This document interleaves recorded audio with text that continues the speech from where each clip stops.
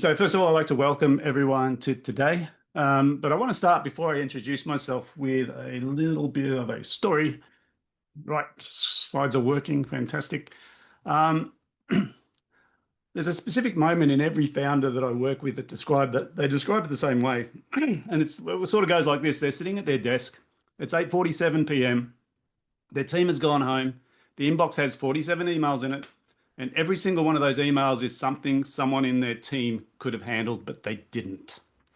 They sit there and they think, I built a business so I wouldn't have to do this anymore. And if you have a version of that in the last 6 months, can I just get a quick show of hands for those people who have experienced that kind of thing? There'll always be a few of you. Yep. So Yes. I love it. Thank you. I'm trying to get my screen so I can see everybody. There we go. Thank you. Much better. So today we're going to be talking about how the rules have changed. So most of the people I speak to in business, they don't know what it's actually costing them. And we're going to be talking about what the budget means for founder-led businesses in dollars, not headlines. I'd also like to introduce Andrew Schwartz, who's joining us on the call today. He's our subject matter expert, chartered accountant, registered liquidator, founder of AS Advisory. They also just won this week Business Advisory Firm of the Year for the Australia Accounting Award. So everyone give Andrew a big round of applause. Awesome. Thanks, everyone. Nice to be acknowledged. He's got 30 plus years with business owners, and he's been working with people through financial pressure, restructuring with the ATO debt, and forensic work. So the reason I asked him to come today is because he's been on the other side of this story, right? And we know what's happening with the economy right now is business owners are getting squeezed. And so it's going to be a tough time for those people who don't actually understand how to navigate what's going on. We're going to be talking a lot about that today. And we're going to work out what it's actually costing you in your business. So let's get this show on the road. Most business owners know something's changed. Few have worked out the cost to them specifically. And there's three things we're going to talk about today. The first one is the changes in the trust tax. The second one we're going to be talking about is the CGT discount, which is gone. And for those who don't know what that means, that just means your retirement just got a lot less. And the third one we're going to be talking about is the cost base that's rising in employment. So we're going to go through those 3 points, and there's a fourth one. Who's in Victoria? Who's a Victorian business owner here? Okay, you got the fourth one, which is the whammy. Right, the fourth one is what's going on with the government at the moment and the land tax levy. And that's going to be going till 2033. And it's unfortunate, but I think the numbers came out yesterday that Victoria's state debt at the moment is about $240 billion. I don't know if anyone's ever done the maths on how much interest that is, but it works out to be just over $1 billion a month in interest. Now, the interesting thing is the government is not a profit center, so that money has to come from somewhere, unfortunately. Guess who it's going to come from? Yeah, us. So we're paying for that. And the question is, how do we take advantage of what's currently happened? So the four measures are coming all at once. What I want to talk about firstly is the trust tax. Who's running their company right now through a family trust? Can I just get a quick show of hands for those people? Awesome. It was a really good strategy until now, right? Because what happened is you used to be able to income split. So you could take your income from your business and you could hand it over to all of your family. And so you could reduce your tax. What's changing there right now is they're putting a 30% minimum from 2028. So in other words, income splitting through family trust is being eliminated. So it just means that that discount is gone.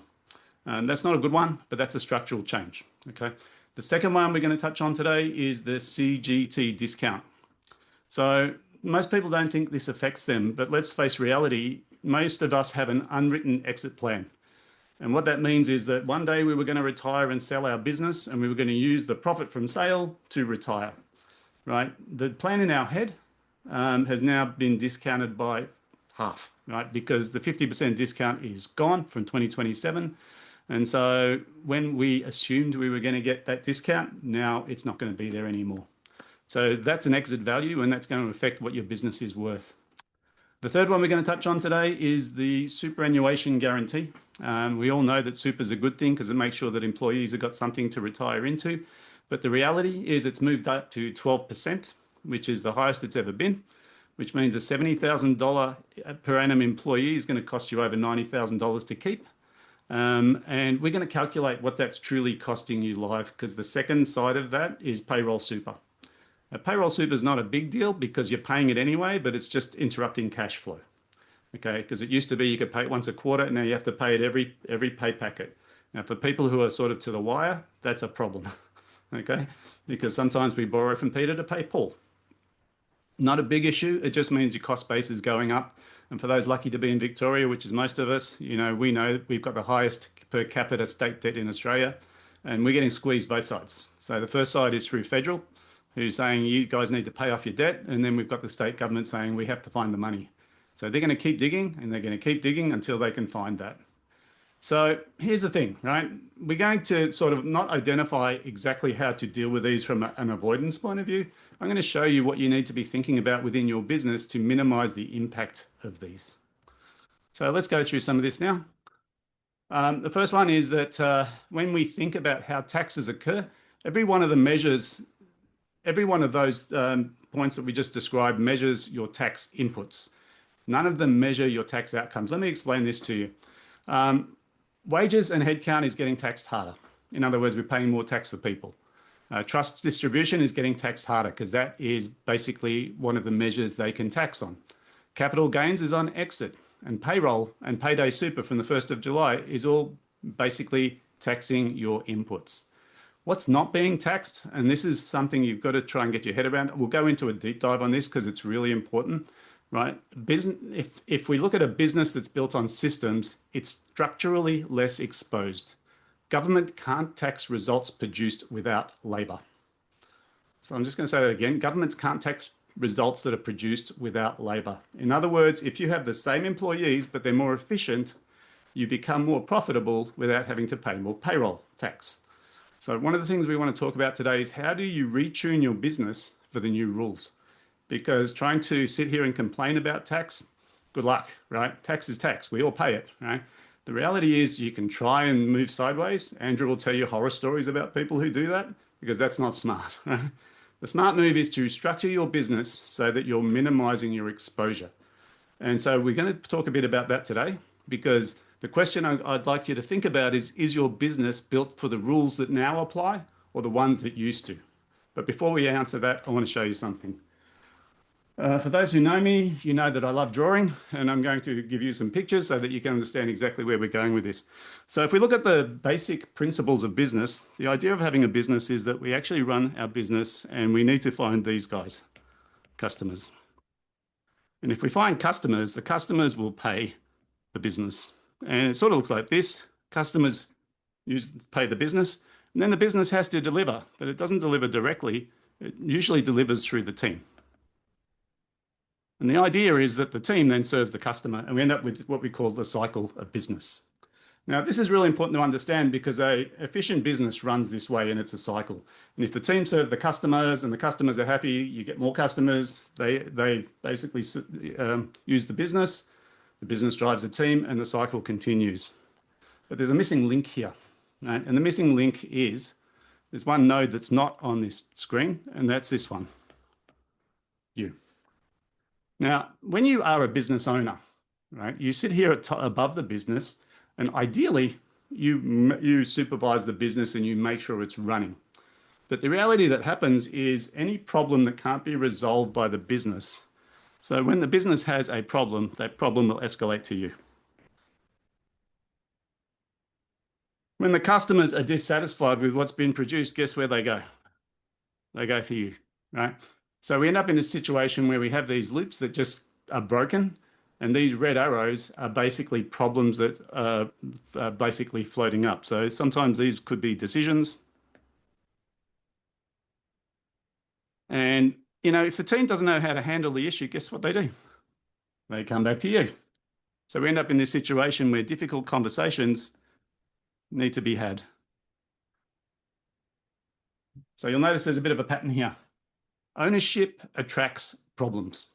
Ownership attracts problems. So when we own a business, guess what? The buck stops with me, which means every time an issue arises in our loop that is supposed to be a business, that problem will escalate and it'll end up landing on your desk. Now, why is this a problem? Because you think about it, right? Every red arrow is the business borrowing your time. Late nights, customer churn, customers who have to wait 3 days for an answer that could have taken 3 minutes, right? That 8:47 moment that I mentioned at the start, that's when you're trying to solve problems that your team or your business can't. And that's what keeps us up late at night. So who's got a few red arrows that are sort of living in their world right now? Can I just get a quick show of hands? A few of us have this, right? Now, the reason this is significant is because these things are the things that are dragging you back into operations. And we're going to talk about how do we get rid of these things, because without getting rid of them, you end up hamstrung. So I want to move into the calculator. Now, this is something that we derived, and I'll just switch back to my good screen. Thank you. So we're going to talk about a number, because those red arrows are measurable. And it's something that I found out after spending 25 years coaching business owners.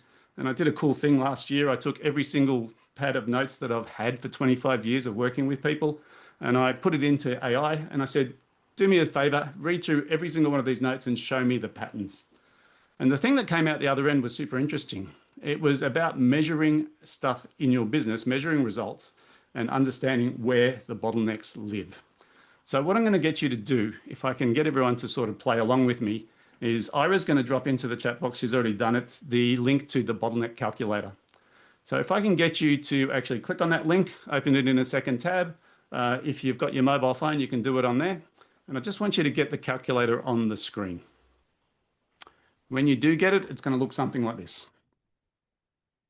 Once you've got that in front of you, you'll notice that on the left-hand side, there's 4 inputs. And those 4 inputs are going to be your numbers roughly. All I want you to do is use this slider here to work out roughly where your revenue is in your business right now. If your number's not exactly here, go below. Go conservative on me. This is just an estimator. So first question is annual revenue. Second question is hours a week in operations. So this is how many hours are you spending in operations in your business. It goes from 0 up to 40. We don't allow over 40. Right? If you're doing more than 40, just push it up to 40. The third question is how many decisions or how many red arrows are coming back to you? And it's going to be just a sequence. It's either rare, occasional, frequent, or constant. Rare, occasional, frequent, or constant. You just need to click on that button there.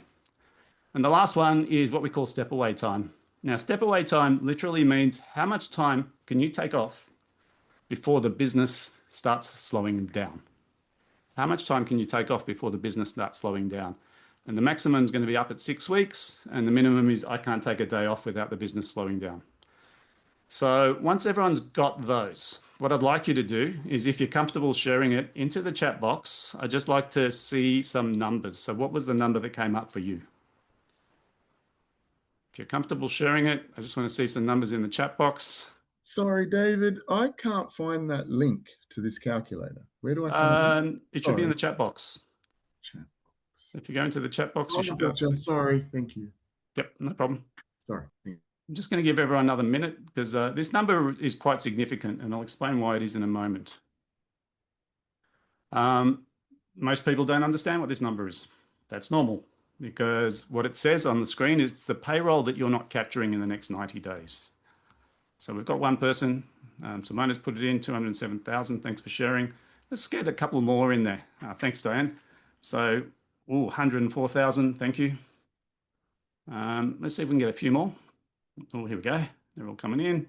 Okay. Now, Sim and I have different numbers. Absolutely. That's funny, considering you're in the same business.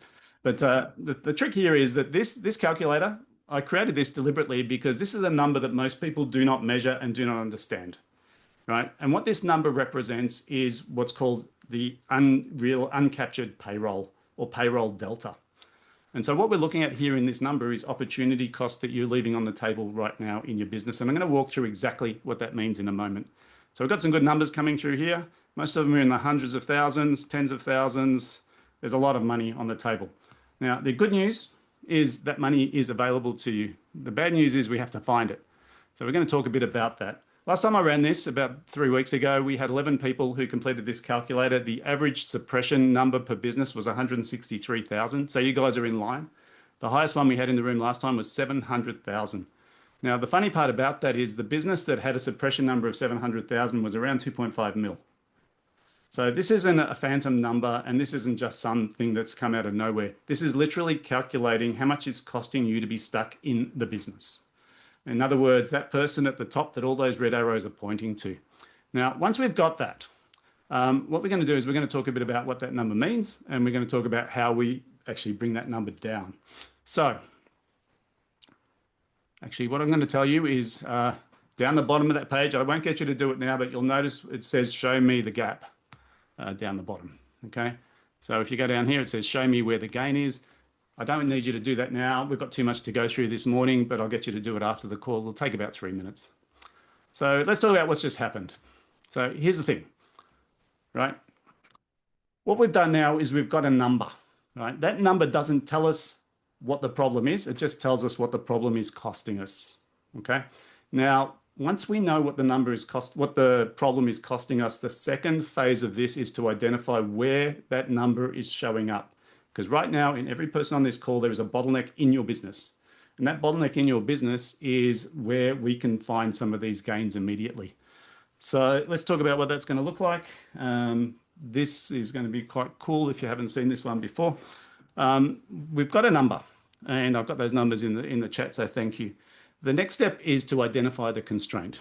Now, when we look at a business, there's 4 areas that constraints show up. The first one is in an area called focus. In other words, knowing what the main thing is, where you should be focusing your time and attention. For a lot of people in business, business gets chaotic. Has anyone ever been in that situation where you're just out of control? Can I just get a show of hands for those people who've experienced out of control? Yeah, out of control is not great, right? It feels like you're busy, but you're not in business, you're in busyness. And so we need focus. And focus is about knowing what the priorities are and making sure that you keep focused on those. The second layer is that we need to have what's called fuel. Now, I call it fuel because it's about cash flow. And cash flow to me comes in 2 ways, right? The first one is getting new clients in the door. And the second one is delivering the service and getting paid. So for me, fuel is not just about new leads. For me, fuel is about cash in bank, okay? So our second level is fuel. And you'll notice that these are levels because this is actually a ladder that we're going to build.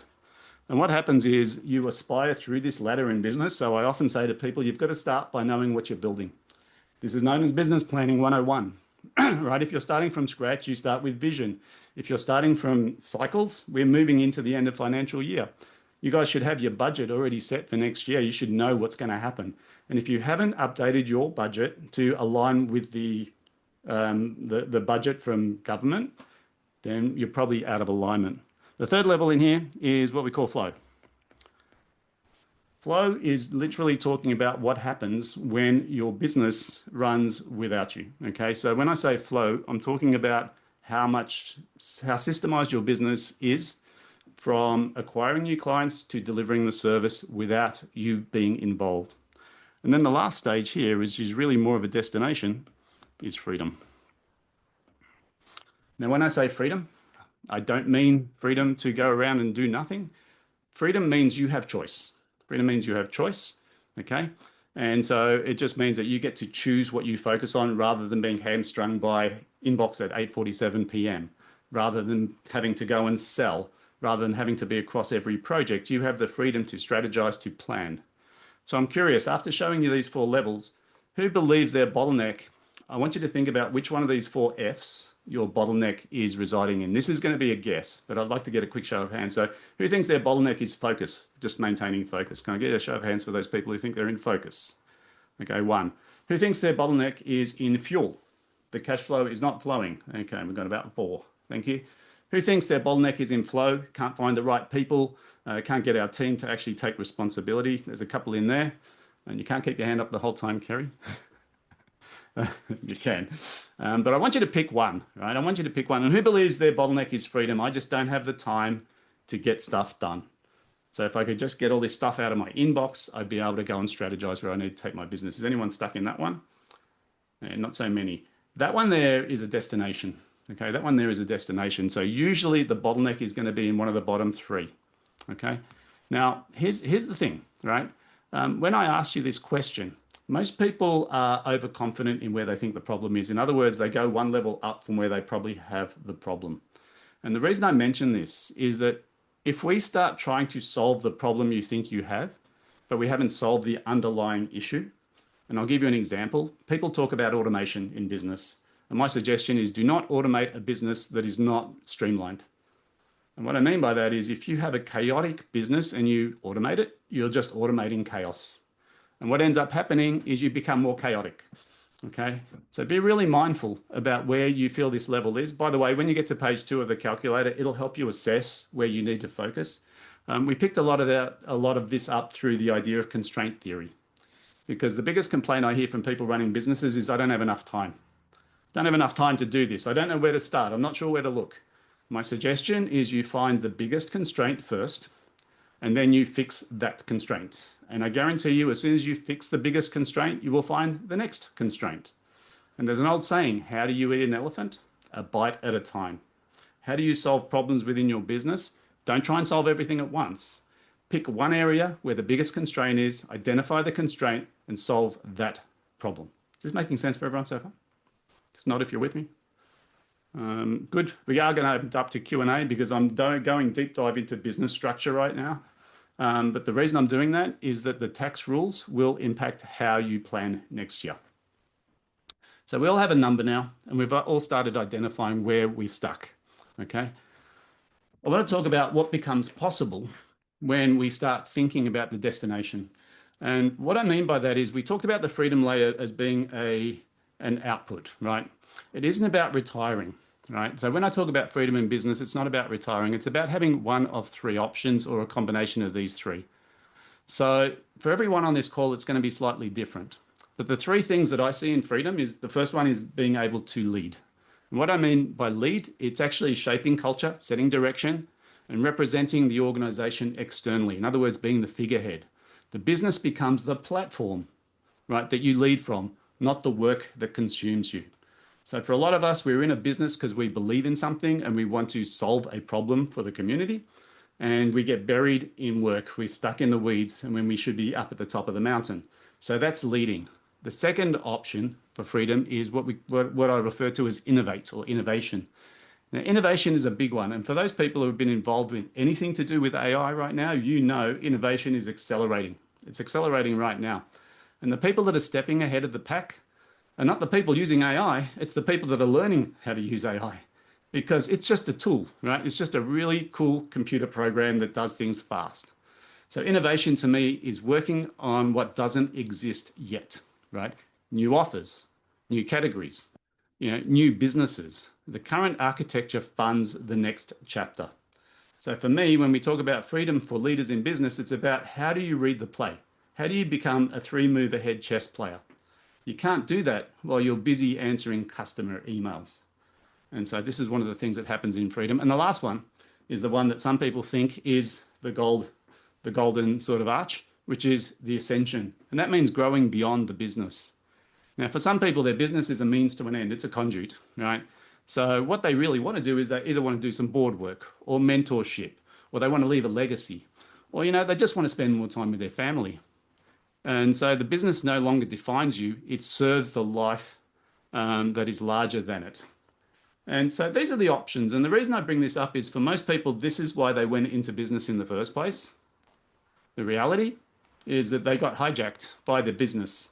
And I often describe a business a bit like a 4-year-old taking a Great Dane for a walk, right? The question is who's walking who, right? Because we go in with all the right intentions, but the reality is we get hijacked. And you're only giggling because you know exactly what I mean, right? We've all done this. We go, yeah, I'm going to build a business so I can work less and make more. And for most business owners, the exact opposite occurs. We work more and make less. And sometimes we make less than is legal because at least with employees, they've got minimum wage. For a business owner, there's no minimum wage. And for most of us, we know this, right? Because some weeks, some months, there's no money. And the government doesn't say, oh, well, you should pay yourself. It's just no money. So we take all the risk as a business owner. But often we don't re-aspire. We don't go back to why we went into business in the first place. So the whole idea of a business that runs without you is not just about putting all this structure in place. It's about making sure that we fulfill what your goal was when you went into business in the first place. All righty, let's keep moving with this. So where are we going today? There's a couple of things. One thing I'd like to offer you all, you've already started doing the calculator online. For some of you, you already know that you're out of alignment with what the tax implications are right now. And if we don't make those adjustments before the end of financial year, so our plan is in line, we're going to miss out on a few things, right? The reality of what's happening with the tax situation right now, and Andrew's going to answer any technical questions on this, is it's making it tougher for business owners. My view of the world and the beauty of owning your own business is you get to write your own adventure. But if you don't write your own adventure, you will end up just falling into line with what everyone else expects. I'll give you a simple example. You know, AI is in the marketplace now. There's no question it's coming, it's there, and you should be using it, and so should your team. But anyone who's used it knows that it can improve productivity by an order of magnitude. Okay? And if it does, then the ramifications of that means that every employee you have can have a higher KPI because of it, which means your business can grow without your headcount growing. But it's about being strategic about the move and not just trying to drop tools in. So the thing I'd like to offer you today, and it's pretty straightforward, is we do a thing called a leverage mapping session. If you're keen to find out more about how we can map into your business and how we can key into what's going on with the tax department right now, you can book that session right now. I was just going to drop that into the chat if she hasn't already done so, which is just a booking link for my calendar. It's a 20-minute call. It's not a sales pitch. I'm literally going to look at the numbers that you put in and the constraints that you put in through the calculator, and we're going to use that to actually assess what the next move needs to be in your business. The other thing that will happen is when you complete the deep dive, the second page online, Roland, who's an AI consultant who works with me, I call him Roland, but he's really just the surface to our system, will take all of your inputs and actually produce a report for you. Not just a report, but a structural prescription. And that prescription will be landing in your inbox as soon as you hit the submit button within about 5 minutes. Now, the idea there is simple, right? If you want to do this yourself, go for it, okay? You need to be clear on what the priorities are. We can help you identify where your bottleneck is, which one of those 4 F's that we talked about, and what needs to be fixed. If you want to do it yourself, take the structural prescription and go. That's fine, right? If you want to talk to me about it and get some help on it, you can book the leverage mapping session through this link here. Or if you're not ready to do it today, what you can do is when you complete the deep dive, you'll get an email from Roland. The link will be in there as well. So I'm going to leave it up to you if it's at your own pace. Okay. Let's talk about what happened. So if we do get into that call, pretty simple. It's 20 minutes. I sometimes run over, but not by more than 10. We're going to name the rung where your suppression is coming from.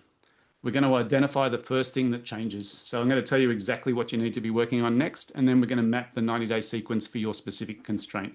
So what we're literally doing is creating a focus block, okay, for you. Timing's perfect because as we move into the new financial year, you should be doing this anyway.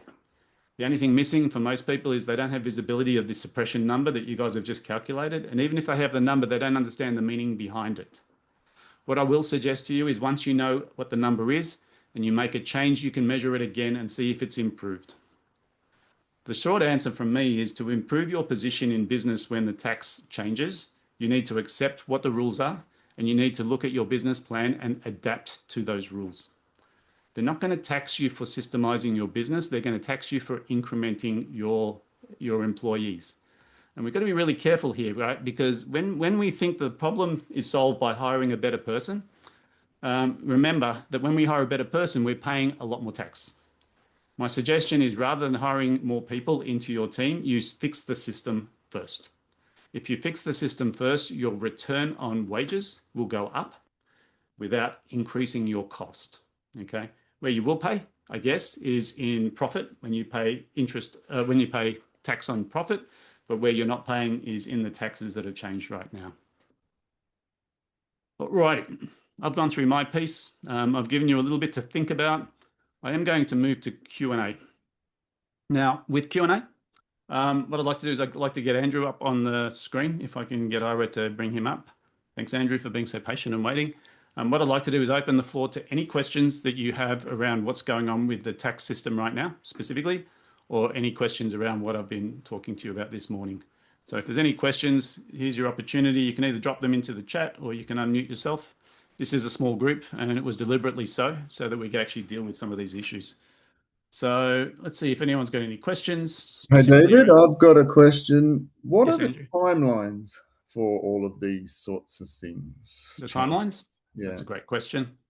Andrew, did you want to sort of deal with that one as I go back to the slide? You're Andrew. muted, Andrew, so we can't hear you. Sorry about that. The timelines are a little bit up in the air at the moment because the legislation hasn't yet passed through Parliament. So the first stage is the government's putting the GST and the negative gearing changes through. So they've passed the lower house. They're now subject to a brief Senate inquiry before being dealt with in the Senate. My understanding, though, is that they're all looking for a start date of July next year, effectively. Yeah. And then the trust changes are coming through in legislation, possibly in August, September. But because we don't have the legislation yet, there is a lot of uncertainty still around a lot of this sort of stuff. But July next year is a crucial date. Yeah. So my take from what I've read so far is that the CGT discount will hit in next year, 2027. The discretionary trust tax will got a little bit more time, but it's going to be from 2028. The super guarantee is already in play, and payroll super starts on the 1st of July. So that's now. And the Victorian land tax levy is already in play, and that's just going to keep going. So what they've basically said is it's going to go till 2033. So we're going to be paying a land tax levy in Victoria for quite some time. And I guess the other thing that really sort of threw me is the fact that we're in $245 billion of debt. And a friend of mine said, well, that's okay. That's just the government. I go, no, they pay interest on that too. And guess where that interest comes from? Because they don't make money, they take money. So the debt that we have is going up, and we could use our own credit card to pay it, which is what some people do. But the reality is it's going to sort of land on us as business owners. Lily, you have a question. Yeah. Hey. My question is, so how can business owners best adapt to the recent changes in the Trust Act and the CBC discount? Sorry, we can't hear you. Can you sort of maybe speak closer to the mic? Sorry, can you guys hear me now? It's very muffled, but if you speak up a bit, we'll piece it together. I'll type it. It's okay. Yeah, sorry, Lily. If you want to type it in the chat, we'll try and answer it that way. But I'm not sure. Did you pick up any of that, Andrew? No, I didn't. Okay, sorry, Lily. If you can possibly either type that into the chat or maybe we can pick that question up as well. Diane, yes. So when we talk about taxing of the trust, does that mean income or does it mean profit?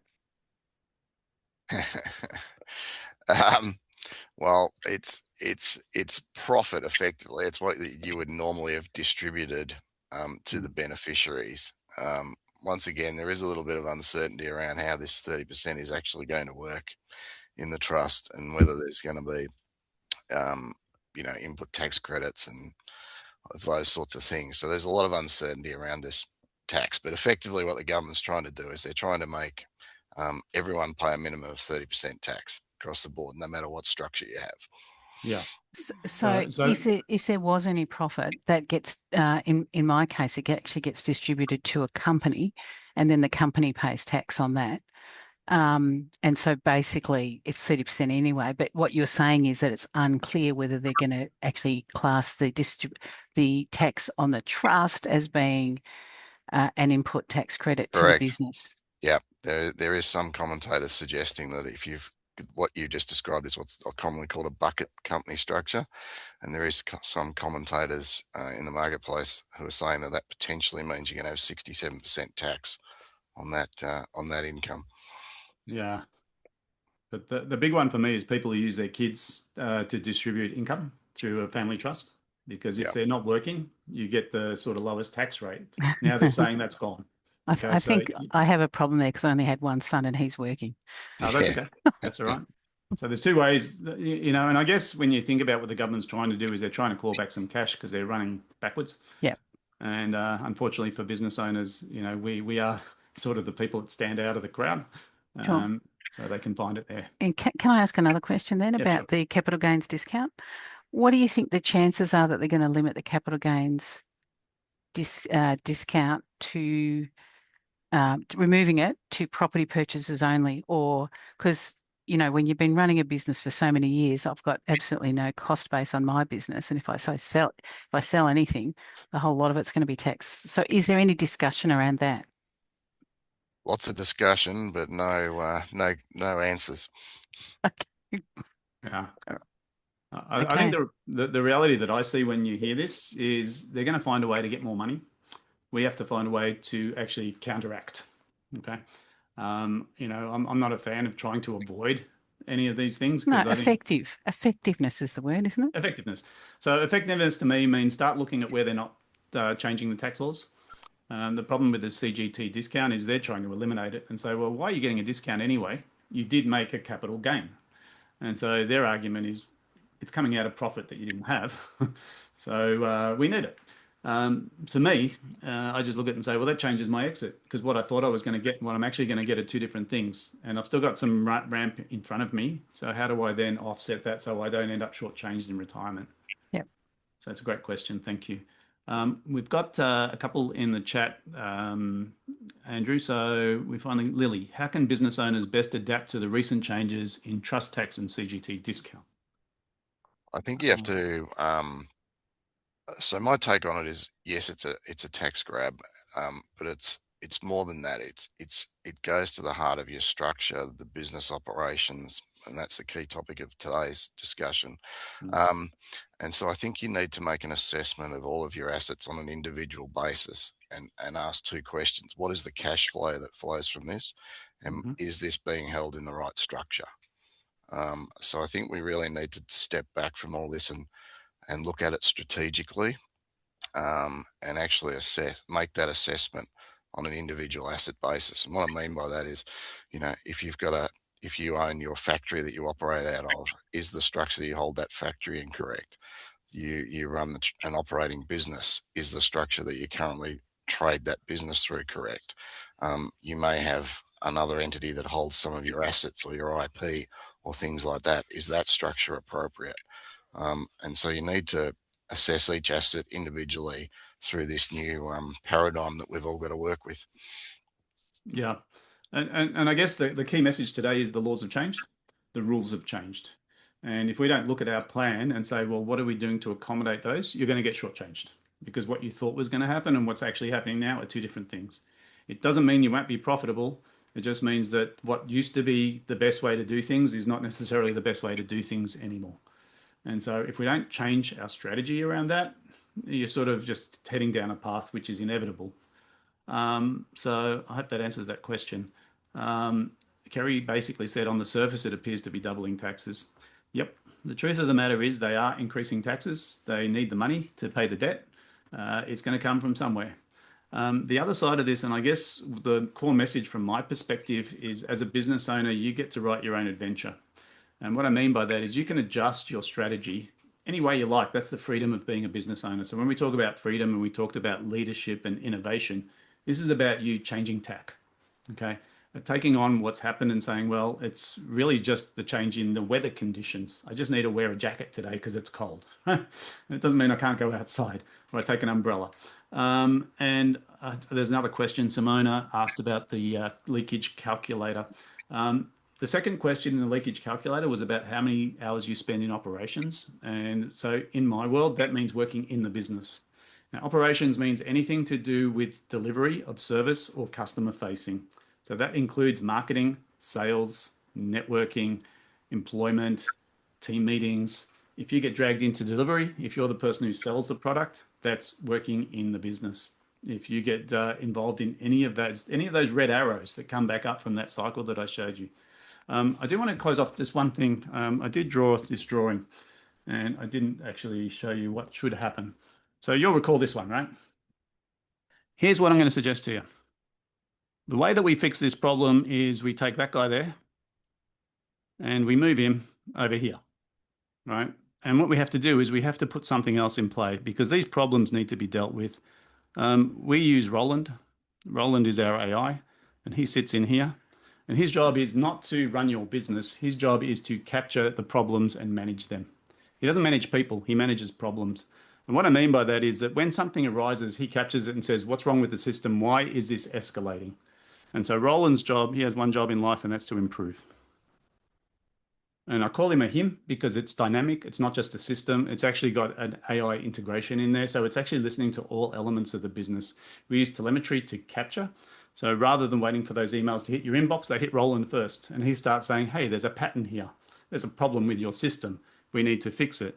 Your job should be being on this sideline here, just observing the loop run.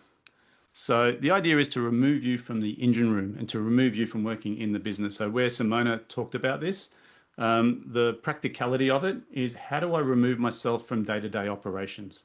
The reason I asked you to do the benchmarking first, and the reason we use that suppression number, is that gives you a tangible measure. Because yes, Kerry, it's very philosophical, but here's my point. Philosophy bound by a number becomes reality. And that's the reason we created the suppression calculator. What is Roland exactly? It's a good question. I'll come to that in a moment. It's a good question.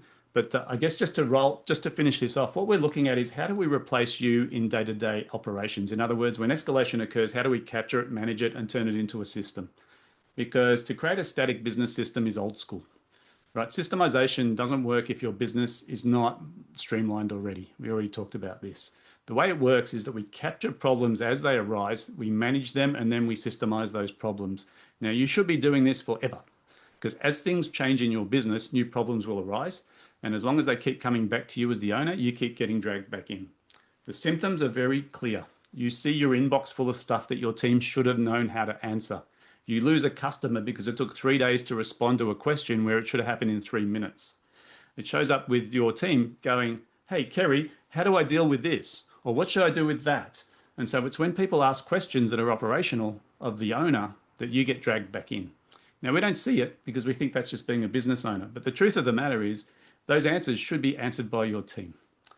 We have a big philosophy around building self-managed teams, and it's become easier now than ever before, because we can use things like AI to drive it. We can use systems to pulse it. In other words, to make sure that we're tracking everything. And if we can do that effectively, it reduces the amount of time that you're stuck working in the business. So thank you for that one. And to answer your question, Lily, exactly what is Roland? Roland is what we call a surface. Now, what is a surface? It's an interface. So we have an operating system, and I've been installing this for 25 years as a business coach.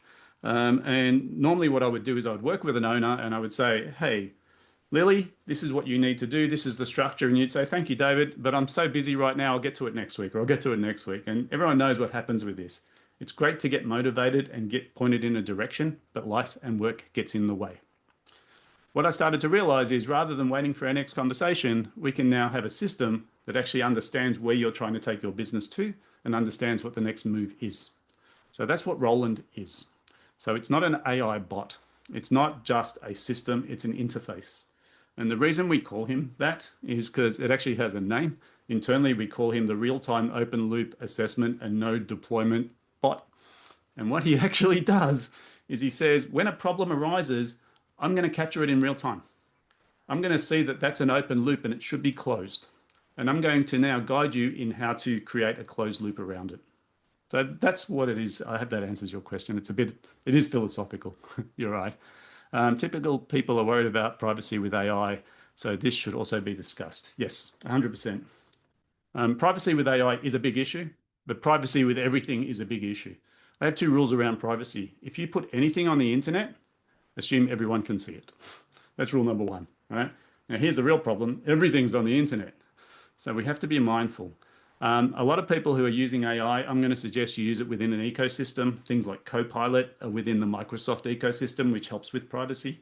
It doesn't guarantee privacy. It just means that you've got a moat around data. So yes, 100% we need to be mindful of privacy. But remember, AI is just smart computing. That's what it is.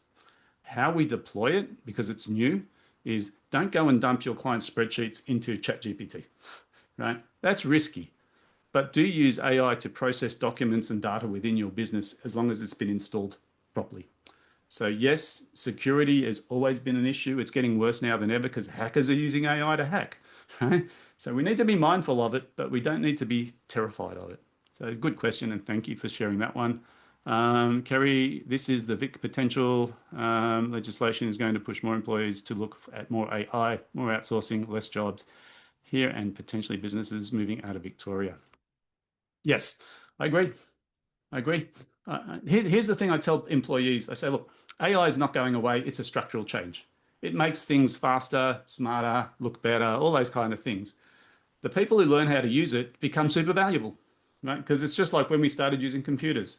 Now, most of us know we have Microsoft Word on our computer, and most people only use 10% of its functionality. There's 90% that no one even knows about. It's there.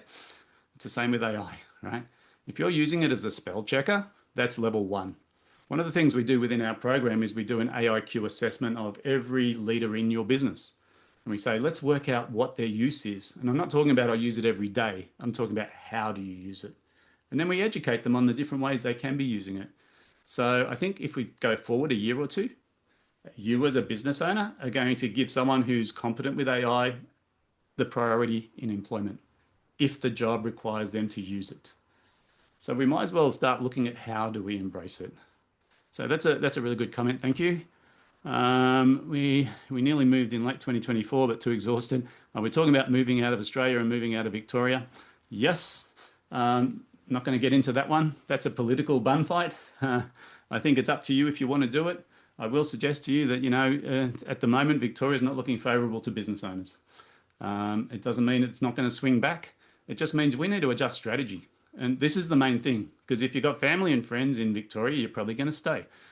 So we can talk about moving, but it's not that easy, right? My sister moved to Queensland during COVID. They love it. They're never coming back. But they took the whole family with them, right? For some of us, it's just not that easy. The other side of it is once we know what the rules are, we change the strategy. And if you change the strategy, you will find that not only will these rules you'll minimize your exposure, you can also get an advantage in the marketplace. And I guess this is a very subtle message, but important, is that if you think about this and we sit down and strategize and say, we know what's going to happen in the tax world, and we now change our strategy to actually sidestep some of that through the way that we grow our business, you're putting yourself in an advantage to the people that don't. Okay. And so to me, smart business owners are constantly working on their business. And what I mean by that is the freedom layer. You lead, you innovate, right? And you ascend. And doing that means that you can actually change the play. And then the rules don't matter so much because the rules are just the rules. We just need to work within the confines of what the rules are. The trick is to be able to adapt to what's going on. So really good comment. Thank you for that, Kerry. Any other questions or comments? Is there a way to look into it, etc.? It sounds interesting. Short answer is yes. If you jump on the calculator, there's quite a lengthy explanation about how we deploy this within organizations.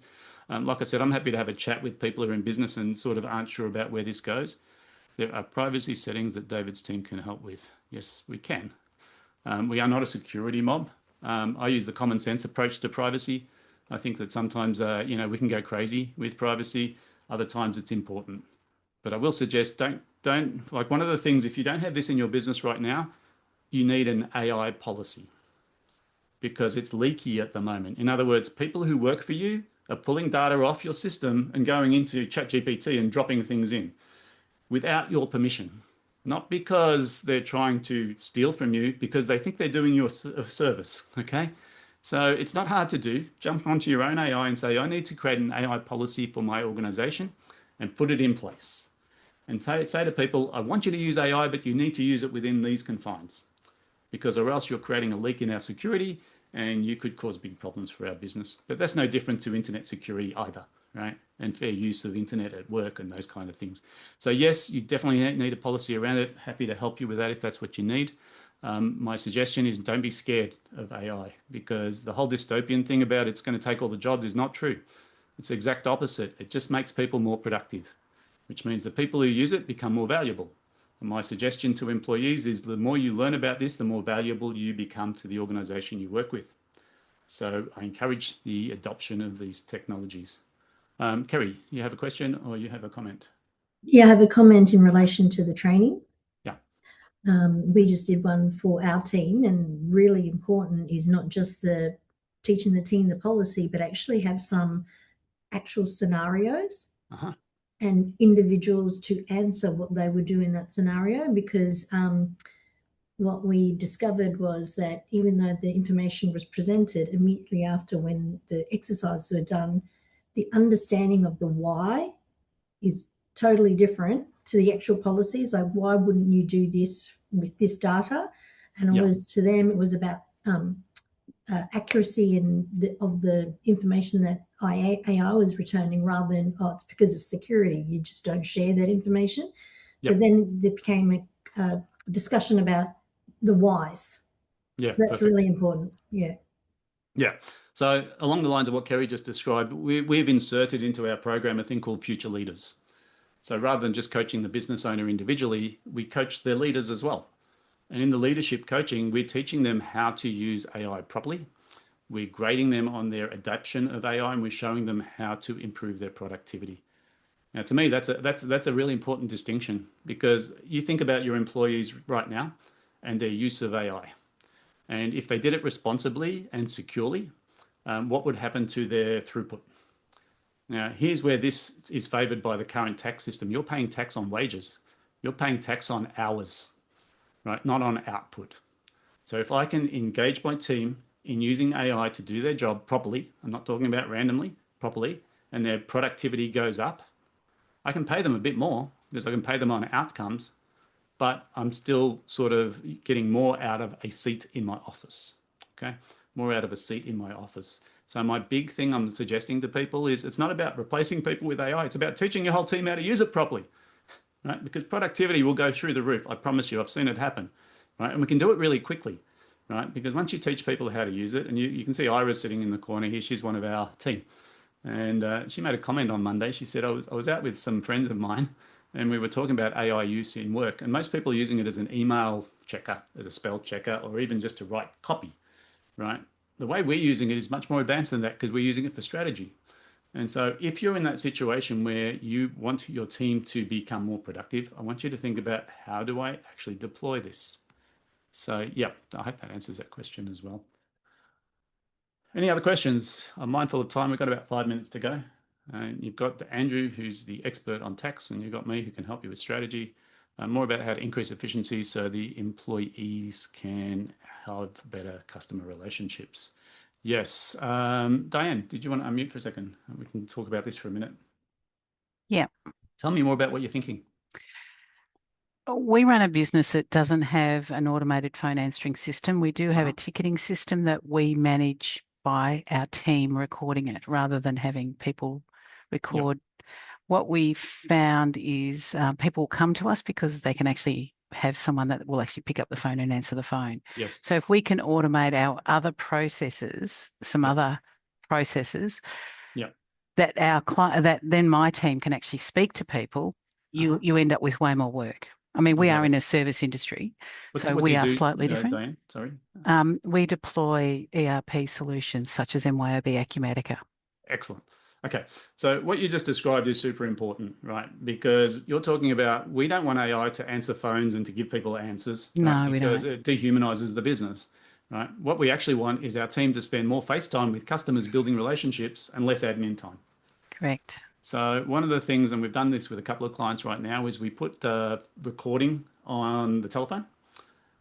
We tell clients, obviously, this call will be recorded. Those recordings are transcribed, and those transcriptions are stored in your system. And what it means is that any action items that come out of meetings can be automatically executed on. So it's not just, like Fathom that summarizes and gives you a to-do list. It actually takes those actions and works them. The other thing that happens is we've got a full audit trail. And where this becomes super interesting is, if you've got a relationship with a client over a year, imagine if you recorded every word that was said both ways. And then you went into an AI safe, locked version, and you said, tell me all about the relationship with David. How has he been going for the year? And it scans every single conversation, every email, every SMS, and it gives you an astute summary, right? This is what we're talking about. So I call that telemetry. Right? Not replacing humans with AI, but augmenting what they can do.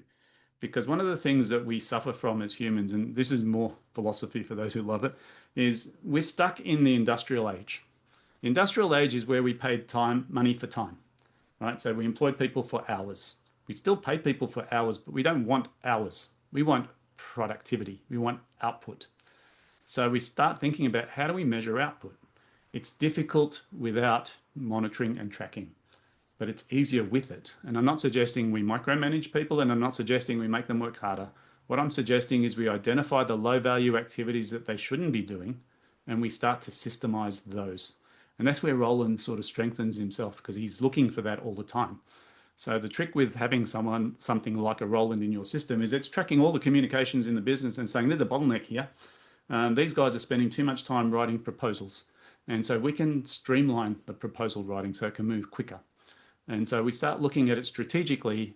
It's not a blunt instrument. And this is the danger with a lot of AI tools. You buy something that solves a problem. For me, you don't buy something that solves a problem. You build a business that is monitoring for problems all the time, and you solve them as they come up. So I hope that answers that question as well. The efficiency of employees is a big one. And the way we measure it is two things. The first one is every person who works in a business should have a job description with KPIs, number one. Right? That's just telling you that there's monitoring. Number two is there should be a progression. Because without AI, there's a flat line, there's a cap on how much people can do per hour. But with AI, we can now put a multiplier in there and say we can actually improve productivity without you working any harder by changing how you process. So I think that's how we help with employees. So the trick is to grow your employees and get them to embrace this, but in a structured way. Okay. Where do you go for help with AI? Is it your IT company for security? Yes, short answer is your IT company will probably give you the technical infrastructure. So if you're in Microsoft, they can help with that. What's missing often with the technical implementation is the strategy behind it. And where we sit in this is we become the strategic partner. We help make sure that the technology serves a purpose, isn't a blunt instrument. So what we're looking for is how do we fine tune and improve your productivity? The reason I got you to do the suppression calculator at the start is after our first 6 weeks together, we measure it again. And we say, did this actually have an impact? Because some of you might have experienced this or seen this. People implement AI, they get busier, but nothing changes. Has anyone seen that? You know, you get AI, you give it to all your people, and they're just running around in circles doing something else now. But the revenue and the profitability didn't shift, okay? The reason that happens is we didn't have focus. We didn't have an objective, and we didn't have a baseline. For me, goal setting 101 is you've got to work out what your current structure is. So if you're wanting to lose weight, you need to weigh yourself, right? And then you weigh yourself every day, and are you going up or are you going down? It's the same happens with the AI integration. It's not a matter of just implementing it. It's about trying to improve production. Thank you very much. Yes, you have to leave. I get it. It's right on 10 o'clock, and we said we'd finish at 10. If anyone wants to hang around for more questions, feel free. Other than that, thanks so much for your time today. Hopefully this has been helpful and given you some sense of which direction you need to take things. If anyone else has questions, I'm happy to hang around for a few minutes. Other than that, you know what to do. You can either book a time with me through LMS booking, or you can just go through the calculator and learn a bit more.